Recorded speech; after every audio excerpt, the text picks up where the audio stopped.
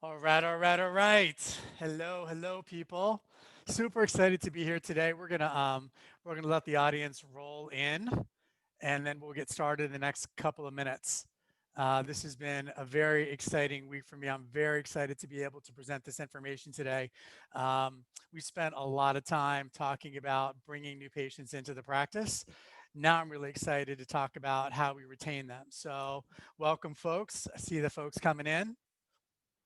Good to see people. And like I said, we're just going to wait a few minutes and let folks roll in.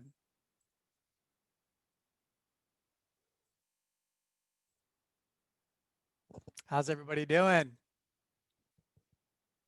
See some friends of mine rolling in. Good to see everybody. And again, we're just going to wait another couple of minutes and then we'll get started. It's a blistery day here in the DC region. A little bit of wind, a little bit of cold. I don't know how it is for you all, but I kind of wish it was spring again. All right, so we're going to get started in about another 40 seconds or so. Welcome, welcome. Good to see folks rolling in.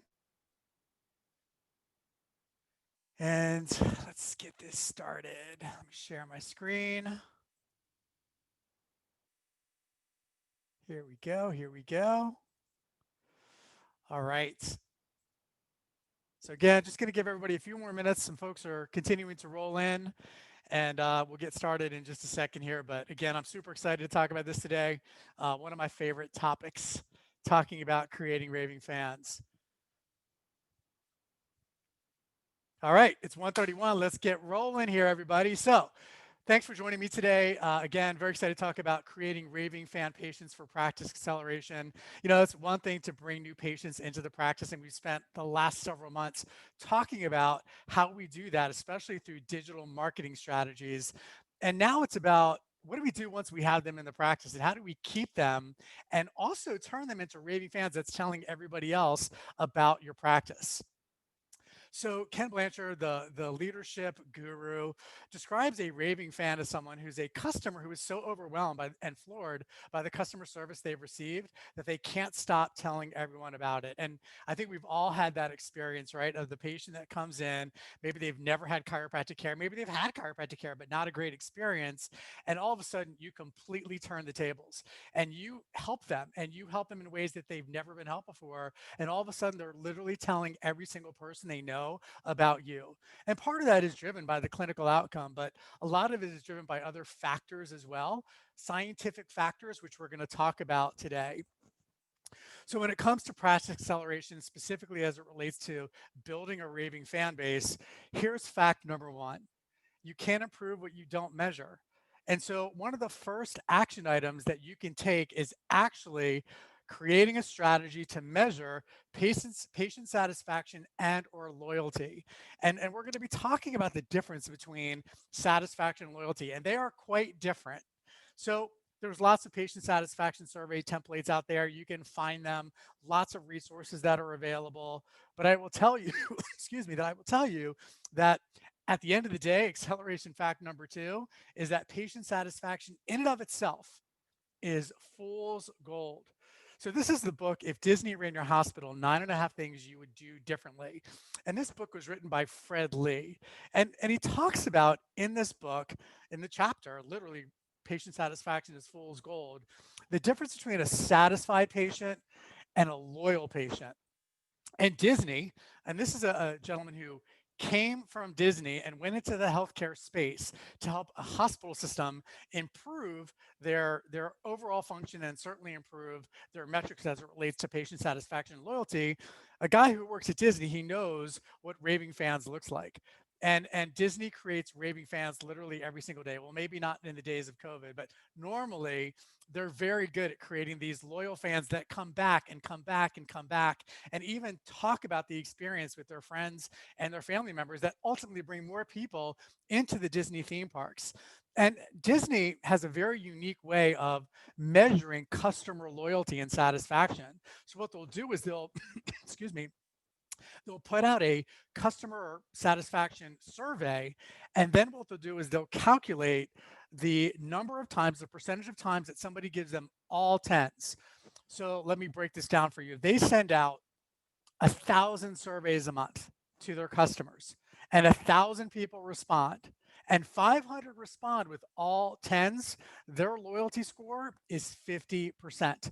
And that's how they measure loyalty. So their measure of loyalty is the number of times that these patients, or excuse me, these customers actually give them all tens.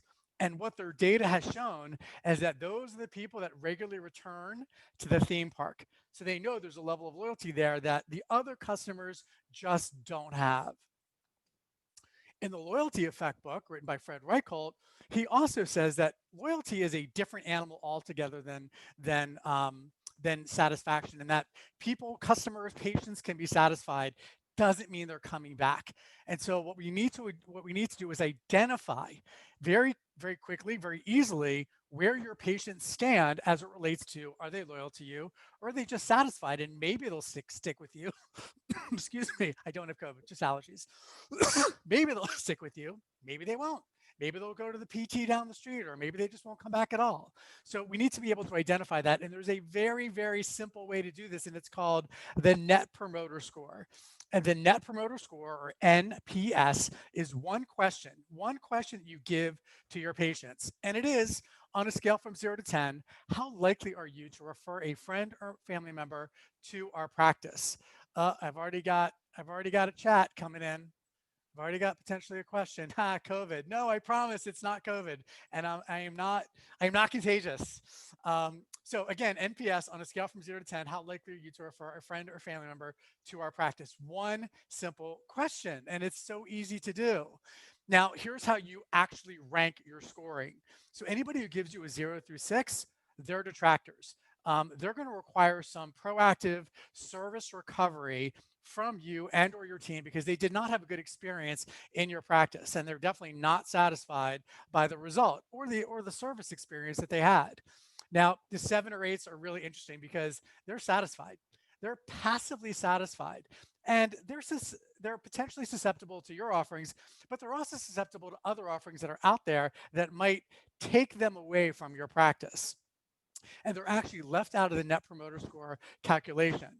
Now, those patients that give you 9 and 10s, they're loyal. They're very likely to repurchase from you, and they're also very likely to just sing your praises to their friends and their family members, and even the stranger down the street that they might end up having a conversation with, and that person's back hurts, their neck hurts, their knee hurts, whatever it is.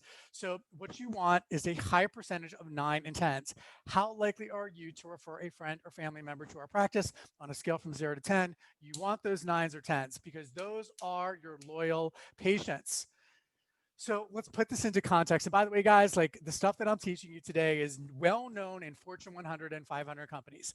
This has been going on in these types of businesses for a very long time, for at least a decade. So if you're not currently doing this, it's okay, but let's get on the bandwagon.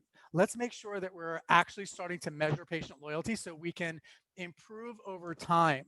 So when you look at these companies, it's not surprised, maybe USA, because we deal with them from a payer perspective, but Nordstrom's, I mean, Nordstrom's is legendary for their great customer service. By the way, Apple is not mentioned here, but Apple is also in like the 75 to 78% Net Promoter Score range. Netflix, people dig Netflix. They're at 50%. 50%. And by the way, anything that's 50% or above is considered world class. So, and we're chiropractors, like our patients love us for the most part. So it's not hard to get a really good score. And you measure not just to impress, that's not really the reason why you measure to improve. So when we started off, our scores were really good, but our target is 80. We want it to be 80. We want it to be like at that high level. And so that's actually our score in all of our clinics except for one. One is 79, full disclosure. But for the most part, we average out all of our clinics, it's 80. So, but that one clinic, hey, we want to get to 79. And ultimately, we're working on strategies, which I'm going to share with you today, working on additional strategies to help move that number, get it from 80 to 82 to 85, possibly even 90. So guys, how do you do this? And I don't like to just share concepts with you. I like to give you implementation strategies. So very simple. Here's how you do it. You export your email list from your practice management system. You build a one question survey for your patients, the Net Promoter Score question, and you send out this survey once a month to your patients. It literally takes 5 minutes. Like, it's so easy to do. And then you analyze the data on the back end to identify where you stand. I would bet that you guys have amazing NPS scores.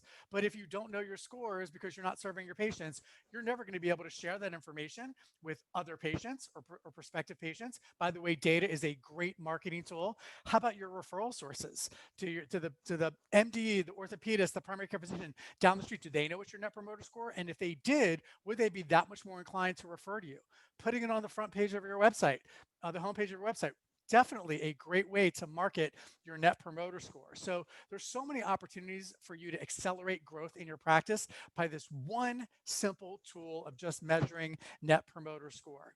Again, this is about getting a baseline if you've not done this before, and then striving to improve. We're going to talk about specific strategies, specific strategies that you can use in order to drive an increase in your score. Okay, so this is where it gets a little more, I will say, complex.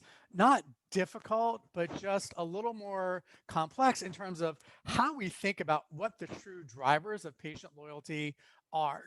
When I'm lecturing around the country, around the world, and I ask this question, so like, what are the key drivers of patient satisfaction and loyalty? I hear great answers like clinical outcome, bedside manner of the doctor, care and compassion of the staff. All very good answers. But statistically speaking, according to the research by large organizations that measure this all the time, that actually is not the correct driver. We're going to get to that in a little bit, but that's actually not the reason that patients have great experiences in your practice.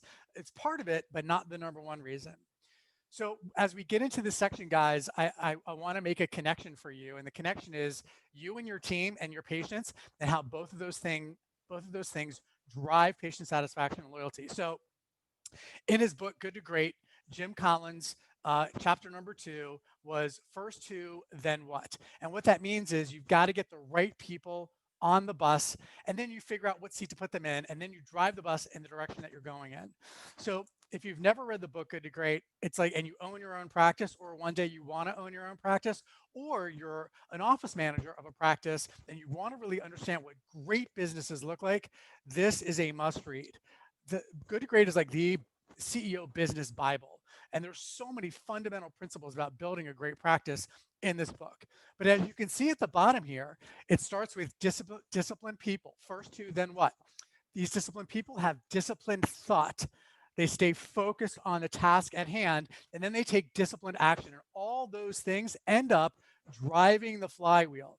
The flywheel is the operational infrastructure of your business that continues to move and move and move until you go from good to great. And that's your breakthrough point. And that's what we're talking about today. How do you get your patients and your understanding of patient loyalty to go from good to great? And just quickly, I'm going to run through the other concepts that tie to this book. It starts with you, level 5 leadership. Then it's about bringing the right people onto your team. First who, then what? You confront the brutal facts, the issues that you have in your practice. You've got to be able to solve those challenges. You have to have a really strong hedgehog concept. What are you best in the world at? What are you passionate about? And what is your economic engine? That's all part of the hedgehog concept. You have to have a culture of discipline. You don't see teams that don't have discipline on the field ever winning championships. It doesn't happen. And if you want to have a winning team for your practice, you've got to have disciplined people. You've got to. And then lastly, using technology as an accelerator. And I'm smiling a little bit because like that's kind of my mojo. That's where my passion lies, leveraging technology to accelerate the practice to that next level. All of these components take companies from good to great. But again, we're going to focus right now on first who, then what. So some of you younger folks out there, I can't believe I'm saying it. I sound like an old fart. I'm really not that old, but I'm kind of old. Some of you younger folks out there might not know this name, but Jack Welch built GE into the largest company in the world. He's probably gone down in history as one of the best CEOs that ever lived. And he did some things right, he did some things wrong, but overall, he's known as a really great leader. And if you've never listened to the book or read the book, Jack Straight from the Gut, it's also a great business book that I highly recommend. But he says that getting the right people in the right jobs or in the right seats is a lot more important than developing a strategy. So again, going back to that concept, I'm kind of beating a dead horse here, but it's important. First who, then what? You've got to get the right people on the bus. It literally is your secret sauce, and making sure that you've got the right people also drives employee engagement.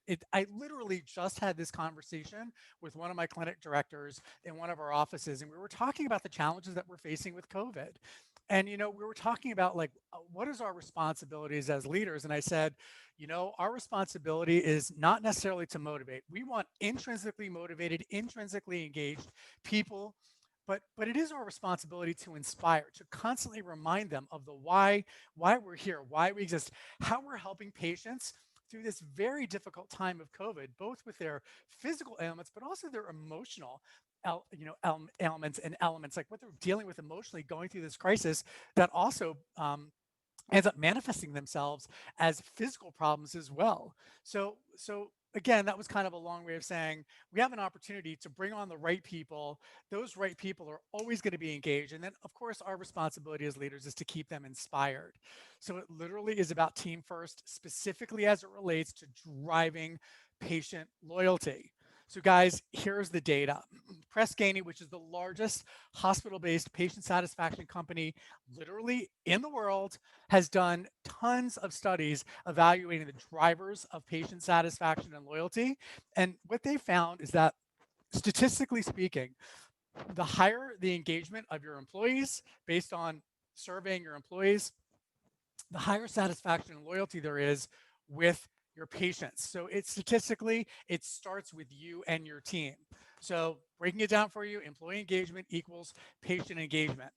So how do you measure employee engagement? Now, guys, I said earlier, I don't want to just give you concepts. I want to give you tools. So the first tool we talked about was sending out the Net Promoter Score through SurveyMonkey. The next thing that you can do is identifying employee engagement through a survey, excuse me, that was developed by Gallup. Now, Gallup knows a thing or two about surveys. Wouldn't you say? They're like the world's leader in surveys. And they developed this survey based on their research and their data to identify the level of employee engagement for your employees. So it starts at the bottom. Now, think of this as your employees' hierarchy of needs. So it starts with basic needs. Question number one, I know what is expected of me at work. Now, we've done the survey many times, and that's always our highest scoring question. And if it's not your highest scoring question, it's an opportunity, it's a challenge, you need to fix that, but it's also a huge opportunity for you because when you start with a high score at the lowest level, it provides the foundation, the framework for you to really build employee engagement. Number two, I have the materials and equipment I need to do my work right. Right now, we've got some computers that are not working very well with our upgraded Genesis chiropractic software platform that we just upgraded to, which is great, but we need new computers. So literally, both my director of operations and myself were on Best Buy each day, because you can only buy two at a time, buying new computers to give my team what they need in order to be able to do their jobs effectively. The next stage ties to the individual. So number three, at work, I have the opportunity to do what I do best every single day. And we'll talk a little bit later about the conversations that we need to have with our team, just kind of going there and finding out, like, are they enjoying their work? Are they passionate about it? Is this really what they enjoy doing every single day? Question number four, in the last 7 days, I've received recognition or praise for doing good work. Now, it's really interesting, like 7 days, I wonder how Gallup came up with like a 1 week time frame. But my suggestion to all of you out there as business leaders and or managers, or even just somebody who works within a team, like recognizing really good behavior is really important. Recognizing when somebody's done something well or somebody helps you out, just providing that recognition helps to build the culture. When you tell that story, like, hey, Susie did a great job helping out this patient, or Susie did a great job helping me the other day, you know what? Sharing those stories builds the culture of the organization, and it helps to drive others, to motivate and inspire others to do the same. So remember, 7 days, leaders. 7 days is when people actually expect or want to have some level of positive reinforcement for doing good work. Number five, my supervisor or someone at work seems to care about me as a person. I would say that my entire leadership team um, is, first of all, they're the right people. I have amazing people on my team, but they take the effort because they're good people to actually reach out to other people on the team to check in with them on a wide variety of issues. Sometimes it's work, sometimes it's personal. One of our employees, wasn't me, I swear, but doesn't really matter. One of our employees actually got COVID. And one of my leaders on the team literally reached out to her every day. I didn't tell her to do that. She just did it on her own accord because she's like, I care about this person. She needs to know I care about her. By the way, it was not her direct report. It was she reports to somebody else. But this is the kind of people that we have on our team that's like, I'm just going to check in. I know she's sitting at home. I know she's not feeling well. I'm going to check in on them. And I just think that's phenomenal.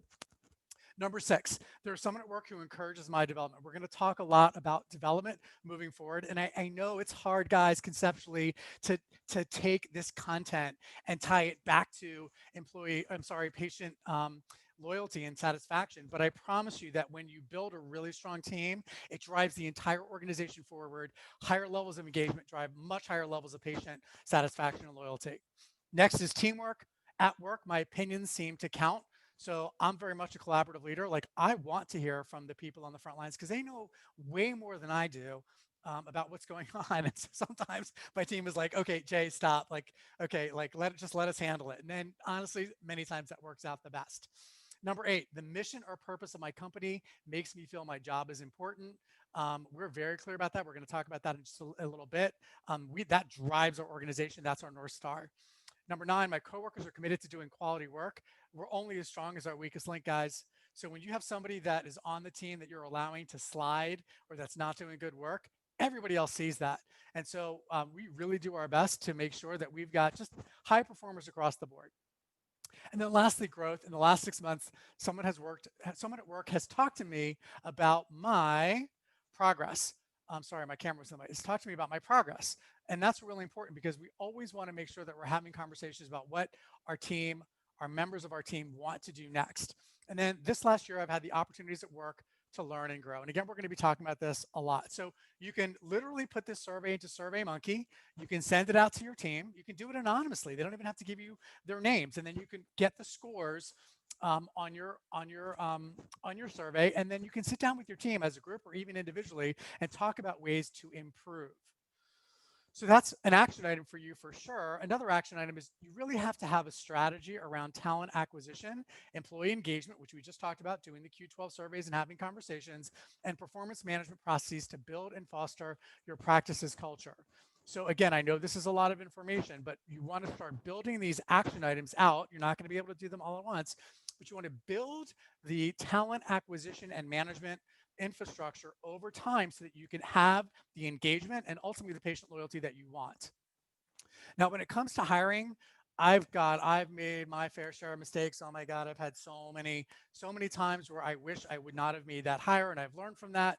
And our process, I think, has definitely gotten better over time. But we know that when we make a bad hire, the 5 times organizations that lack a standard interview process, organizations that lack a standard process are 5 times more likely to make a bad hire. Now, we have a standardized process, and sometimes we still make a mistake, not very often anymore, but we have a standardized process. So just make sure that you've got a process in your hiring. Now, there's something that I don't think I included on this PowerPoint presentation, but you can write this down. You can Google top grading application. Top grading application. And if you Google that, there's like a 90-page document that ties your core values to the interview process to make sure you've got the right people on the bus. Yes, you want people that have the right skills, but more importantly, you want the right people that have the right core values that align with your core values for your practice. And we'll talk about that in just a second. So some key hiring criteria that you need to be thinking about, again, do they have the ability? Are they self-motivated? And again, are they a culture fit that ties directly to your core values? We say GWC all the time. Does the person get the job role? Do they want the job role? And do they have the capacity to do the job role? GWC came from the great book Traction, written by Gino Wickman. Get it, want it, capacity to do that. If yes to all those questions, great, they're probably going to be a good fit for you.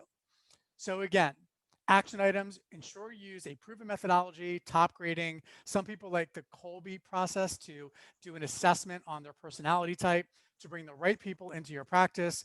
Also, guys, You got to ensure that you have written job descriptions and core competencies. And I'm going to show you exactly what the core competency list looks like. So this is our doctor core competency spreadsheet. And we have this for all the roles in our company. So we know that they have areas of the job that are clinical. We have areas of the job that are administrative, and they have areas of the job that are sales and marketing and or growth. We describe each piece of the performance metric or the core competency. We give them a target. We tell them the deadline or how often it's done. And then we rank order based on priority. So if they only have a certain amount of time to get that particular task done, the A's go first, then the B's, excuse me, then the C's. So again, we're very thoughtful about what it looks like to come into our company. And we share this content. Like when I interview doctors, I will literally share this information with them in the interview process. Because if this scares them, then they're not the right people to come into our organization. But if they're like motivated by this, they're like, oh yeah, I'm super excited. And maybe I don't know how to do this, but is there training? Yes, there's training. Cool. Okay, cool. Like I'm really excited about this. They get that there's infrastructure in the business and they're excited about that. Man, they're going to typically be a great hire. Okay, acceleration fact number 4. Now you've got the right people on the bus. You've got the right, first of all, you've got the right baseline metrics to know your employee engagement scores. You've got the right process to and the right talent acquisition strategy using things like top grading or Colby to bring the right people on. You've got the core competencies and the job descriptions laid out so people know what's expected of them. You're constantly going back to the Q12 once a year to improve that score and level of engagement by getting feedback from your team. And next is like, okay, how do these people fit into the culture of the practice? So acceleration fact number 4 is to build your practice's desired culture. Where does that start? So a lot of folks have done this and a lot of folks have not done this, but it's really important that you have clearly established written vision statements, mission statements, and core value statements, and that it's reinforced continually with your team. So all of this stuff that seems kind of fluffy, like, oh, a mission statement, I'm going to save the world, or oh, my core values are teamwork, or excellence, or whatever else is being used out there. A lot of times they're written and it's like put on the shelf. But like, no, like that's not the purpose of doing that. The purpose of having these clearly defined elements to your culture, and culture eats strategy for lunch. Peter Drucker said that. Peter Drucker is like one of the most famous management leadership gurus that ever existed. Culture eats strategy for lunch. The reason why you do this to establish your culture is because it literally is your North Star. And I'm going to give you specific examples of what that means. It's about who you are, what you believe, and most importantly, how you behave. When I say you, you as a leader, and also everybody on your team. And when it comes to behavior, it's like, okay, what's expected of me? And again, remember, Gallup created the Q12. The baseline foundational question is, I know what's expected of me at work. And there's a rating scale, like from 5 to 0. 5 is like, uh, you know, um, completely agree, and 0 is do not agree at all. All those questions are Likert scale questions, by the way. So again, Gallup says that the clarity of expectations is perhaps the most basic of employee needs and is vital to performance. Vital to performance. So again, vision, mission, values, having conversations with your team around vision, mission, values is really important. So, okay, let's create this if it's not already created, and emphasizing it regularly in your communications. And I'm going to get back to that in just a second. So let's define them first. A mission statement is why we exist. So our mission statement in our company is inspiring and empowering a healthier, happier world. And I know that we're only in the DMV, the DC metro region, but like when we say world, we mean world.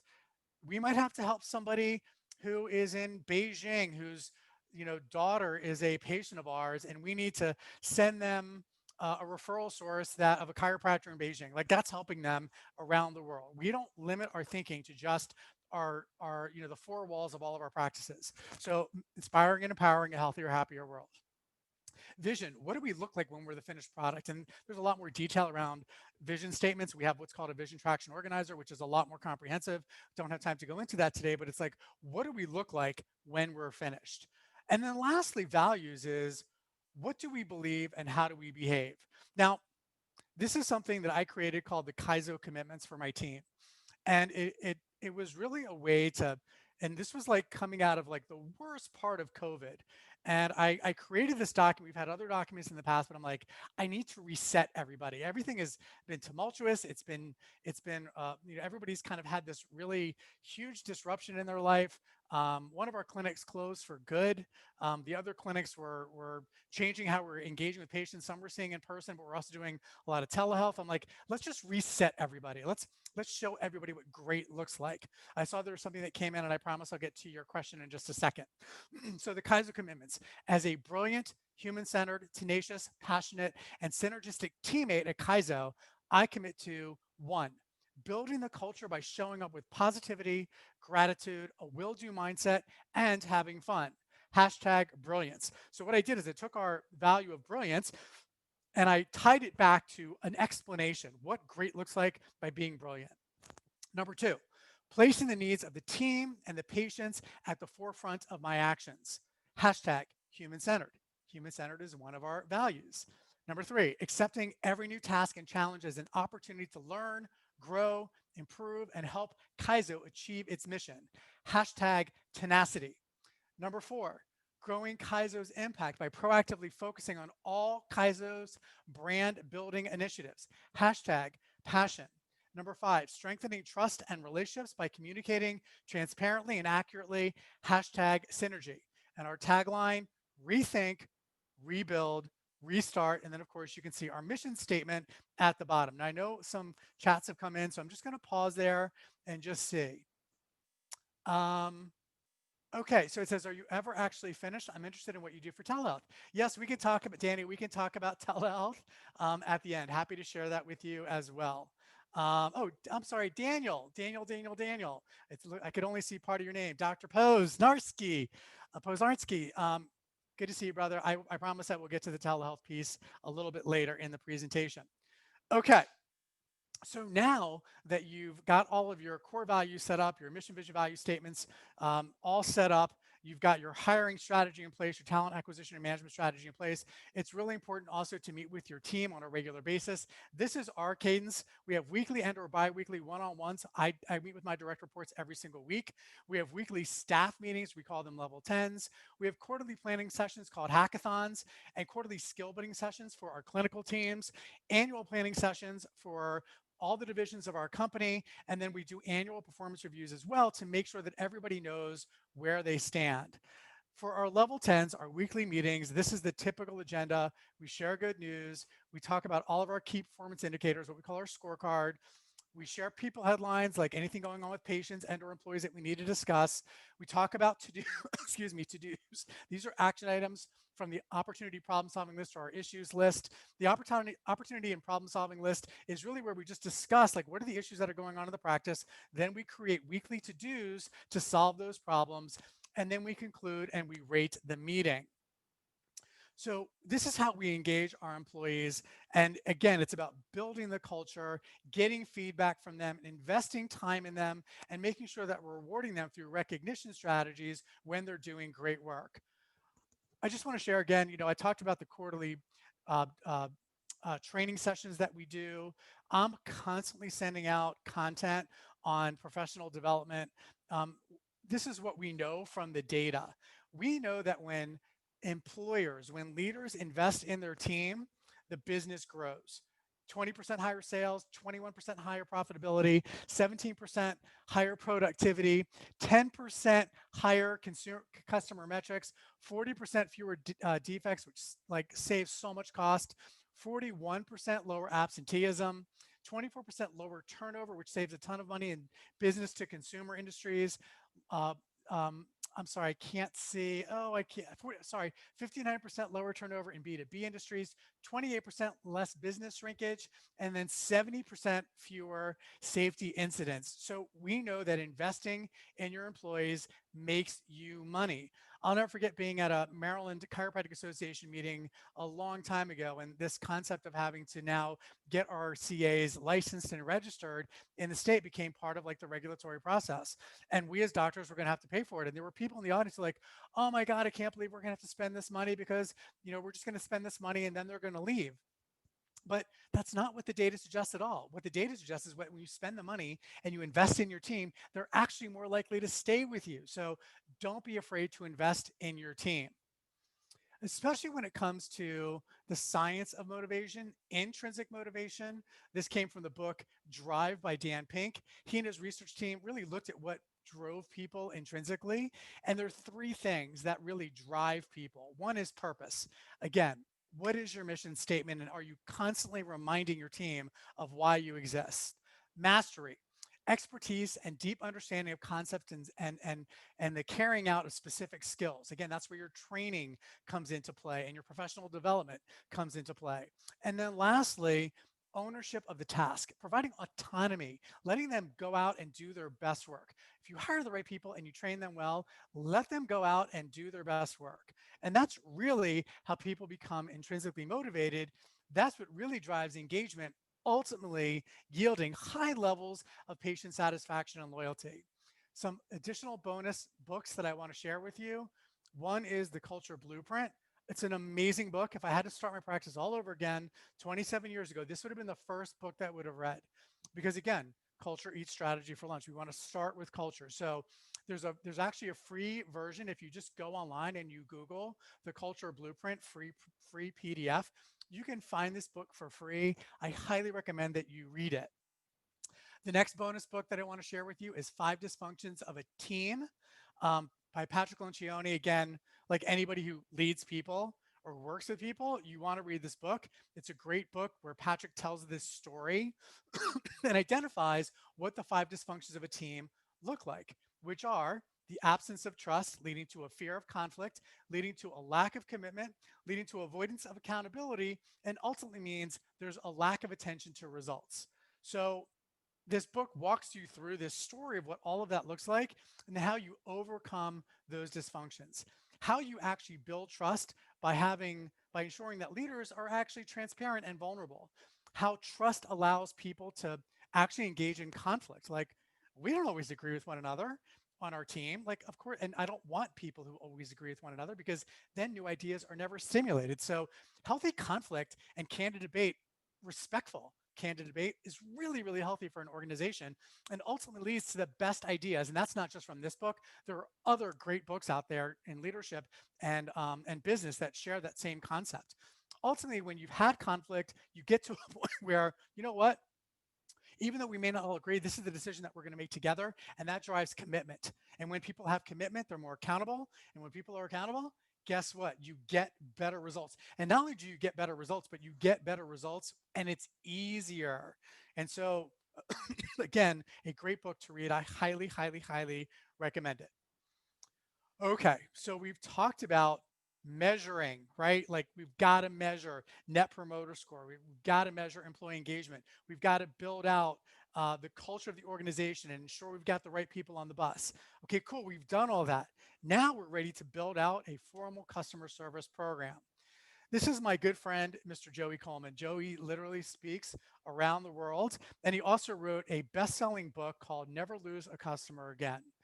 Now, this is like, there are steps in all this, guys, right? Like, you're not going to go out and do this all at once. And in fact, all the things that we've learned from Joey's book, and I've had, I don't know how many conversations with Joey over the years, like, we haven't even implemented everything there is to implement. So, don't get frustrated, don't get worried. You're not going to be able to do all this at once. But I want to share with you what a true loyalty, a true formal patient loyalty program looks like from one of the world's leading experts on customer loyalty. So, Joey in his book describes 8 phases of the customer experience: assess, admit, affirm, activate, acclimate, accomplish, adopt, and advocate. So, this is what it looks like by definition. So there's 8 phases of this customer experience that your customers have, right? The first one is assess. The customers, and by the way, I'm going to give you examples of what we do in our practice to kind of show you what it looks like and what you can do in your practice, some really simple things of how maybe what you're already doing ties to these stages. So assess. The customer is deciding if they want to do business with you. Admit. The customer admits they have a problem and you can solve it. Affirm. Quickly affirm the customer wants to do business with you. Activate. The relationship between customer and organization first materializes in a meaningful way. Acclimate. The customer learns about and hopefully grows comfortable with an organization's way of doing business. Accomplish. The customer achieves the result they were seeking when they decided to do business with you. Adopt. The customer takes ownership of the relationship. Ownership of the relationship, leading the charge on deepening and strengthening the bond. Advocate. The customer becomes a raving fan, which is where we're trying to get to, guys. Lots of raving fans, zealous promoter, and eager referral engine all in one. So let's talk about this, what this looks like for Kaizo Health, what it looks like for our organization. So we are very active on social. And the reason why we create content is because we want people to be able to assess what it's like coming into our practice. And we share a lot of different pieces of content, but we do a lot of work on sharing content around our interventions, the types of treatments that we provide in our practice. So we know that people are online and we want to meet them where they are. So we have a large and growing, rapidly growing Instagram following. In fact, we're going to surpass the 10,000 mark, hopefully within the next couple of weeks. And so people get to kind of learn about what we do.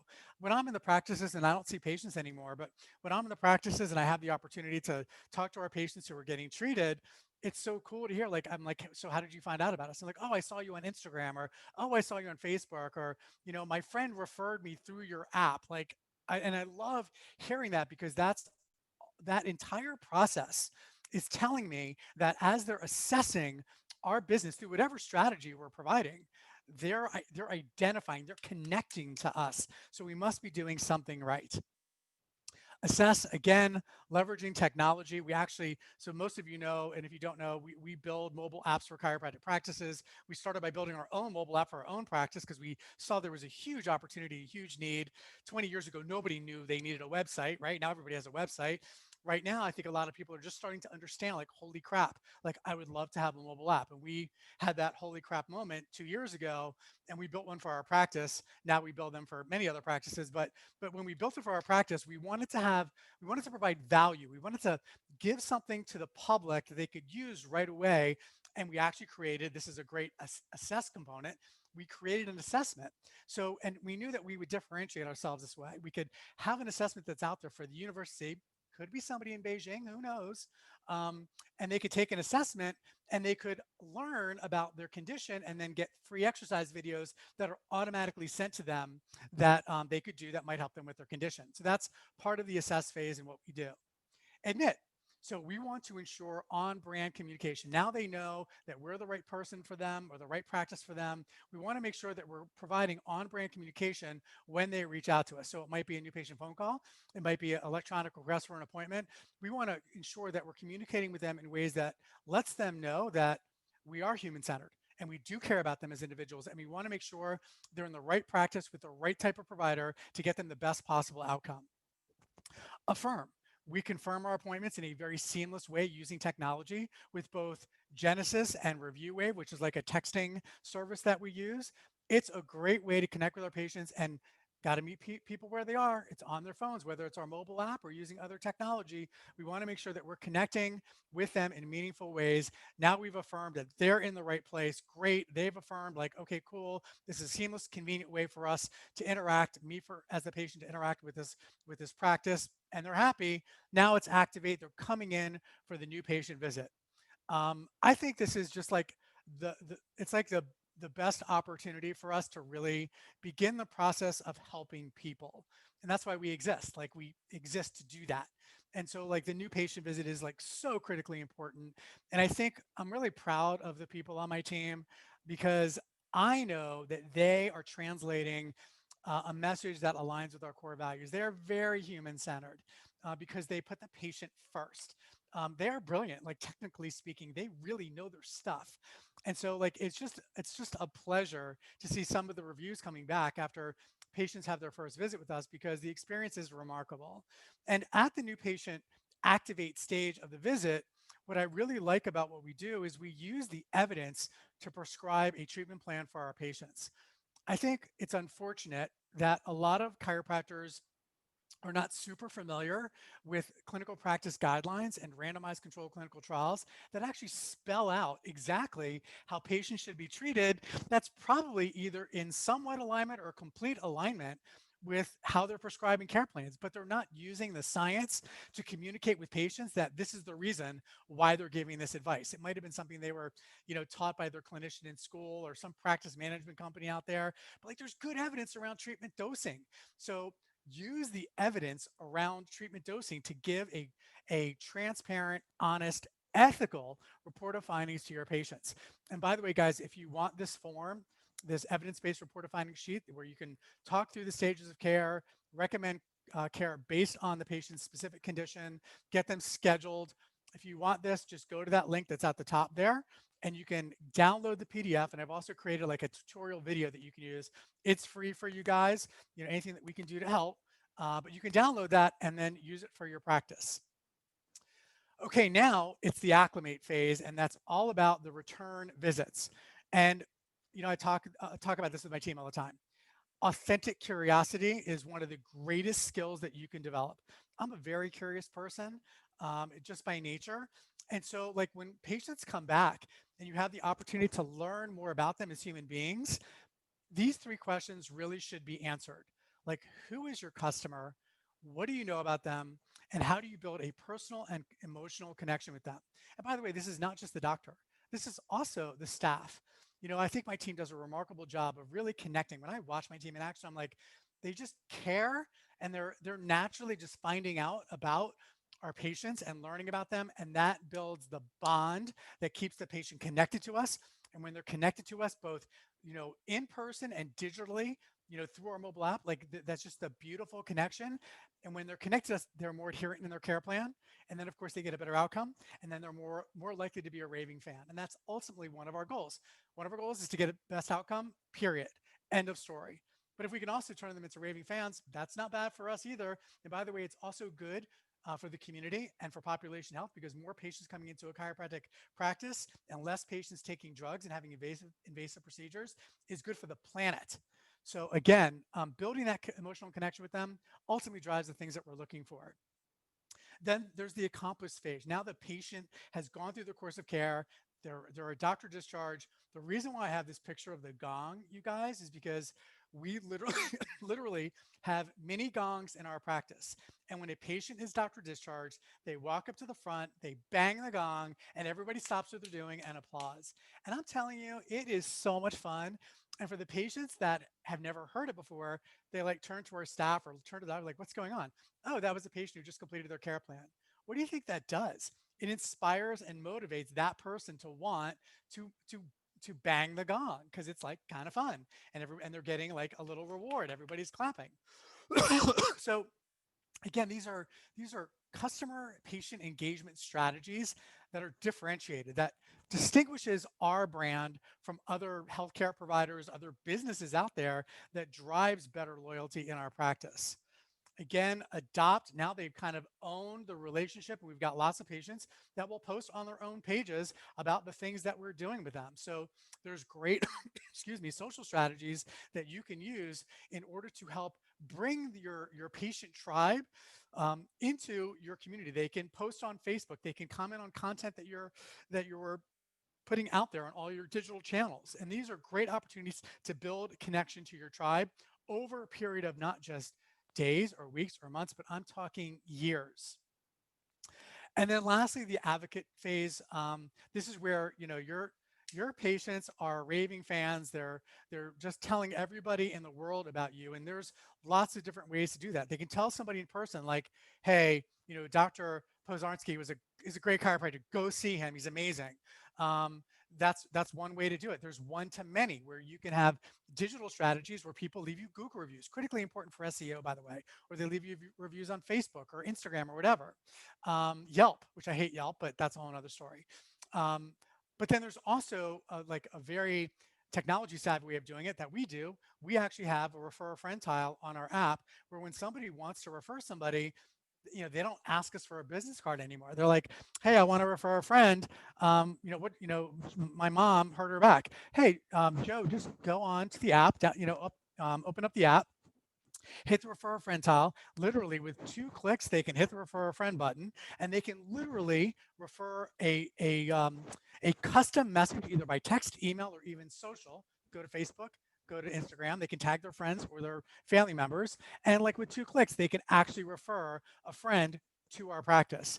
And the reason why this is so engaging and why we love it so much is because people are on their phones. And so it becomes very easy. Like the days of handing out business cards to your patients who want to like give you referrals, like to me, they're just over. Like we're just not doing that anymore. So again, for us as a business and a strategy to differentiate ourselves, man, we love having the refer a friend tile in our app.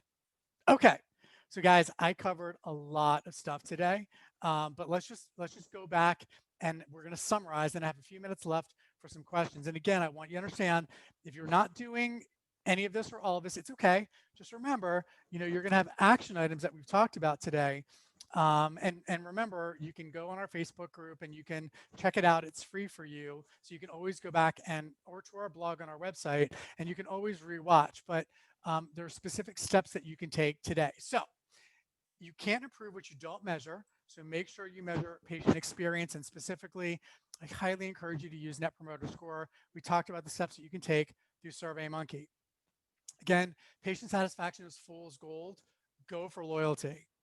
Um, Acceleration fact number 3, your team's engagement is the secret sauce. First who, then what? So again, another survey that you can do is the Q12 survey through SurveyMonkey to your entire team. Review the results, sit down and have meaningful conversations with them. And that's the first step. Then making sure that you've got the right people on the bus and that your hiring practices are aligned with your core values and your mission and your vision. And then making sure that you're having regular meetings with them and connecting with your team to build the culture that you want. And again, that's acceleration fact number 4 is getting ahead of myself. Create your practice's desired culture by connecting the right people with your mission and core values. And then acceleration fact number 5, know what your customers want and exceed expectations by building out a formal customer service strategy. Maybe you don't do all 8. That's okay. Maybe you do start with 1, or maybe you start with 2, but as long as you know what those 8 stages are and you can work towards 8. So let's say maybe a 2021 goal would be having all 8 implemented by the end of the year. That would be an amazing year. So again, there are stages to this. Survey, right people, right culture, build out the strategy. If you try and build out the strategy with the wrong people, it's going to be really difficult. So follow the steps. Okay, so I am going to go to the Q&A. And I know that someone had asked a question around around telehealth, the use of telehealth. So we've been using telehealth now for, oh God, we had it implemented for several years. When COVID started, we were like literally we had to flip a switch and we were ready to roll. There are free telehealth strategies that are out there. I mean, platforms that are out there. DoxyMe is one of them. We also use ExamMed. A friend of mine is the owner of the company, so we use that platform. It's a really, really great platform. But look, we know whether it's just an increase in testing or we actually have an increase in the number of, of, um, of infections that are going on. We know the coronavirus is spiking, not just in this country, but around the world. It's going to impact our practices. If you think it's not, I think you probably have your head in the sand. So having the ability to roll out telehealth where you can connect with your patients online for those that don't want to come into your practice is really, really important. It's funny, I was looking at our 2020 data today, and I was segregating out our regular like in-clinic visits and our telehealth visits. We had close to $30,000 in revenue from telehealth alone just in a few months period. Now, that's a decent amount of money. It's better than not having that money at all. Certainly we're delivering value. Certainly we're staying connected to our patients. But hey, $30,000 helps. It helps to pay the bills. It helps to pay payroll. It helps to cover the healthcare costs that our employees have. So um, be ready, be prepared for the next wave that we're really just maybe starting, and implement telehealth in your practice. Okay, next question that came in just to me. Um, do you build chiropractic practice apps for other chiropractic practices? Yes, we do that. Um, you can feel free to reach out to me. In fact, I'll share some of that information right now so that you can connect with me. Oh, also our next seminar, we're going to be talking about goal planning for success in 2021. We're literally going to walk through goal planning together for an hour so that you are certain that when your 2021 January 1st or January 2nd hits, you're ready to go. You've got a plan in place. Super excited for that. We're going to do that next month. But if you're interested in learning more about the app, feel free. You can contact me at drj@kaizennovate.com. You can also go on our website, www.kaizennovate.com. Um, we also have an assessment on our site. I would argue that like practices that have really good practice infrastructure, man, the app is beautiful. Like we've had so much success implementing with really strong practices. If you're just getting started or you don't really have the infrastructure yet, you may want to wait. You may want to work on some infrastructure, and we've got some online tools that we've already built that will help you with that to prepare you so that when you are ready for the app, you can do that as well. But check it out at kaizennovate.com. Feel free, and there's really great content and great information on that site. Okay, guys. Well, I don't think there's any more questions. So I think unless there's anybody else who has anything else that they want to share, um, I just want to thank you guys so much for being here today. It's always a pleasure to do these webinars and share these ideas, these concepts, and most importantly, the action items. So let's go out there. Let's make it happen. Let's create change. Let's create raving fans so we bring more patients into chiropractic practices and improve the communities in which we serve. All right. Okay, guys, everybody have a great one. I will see y'all next month. If you guys need anything, feel free to reach out. Bye now.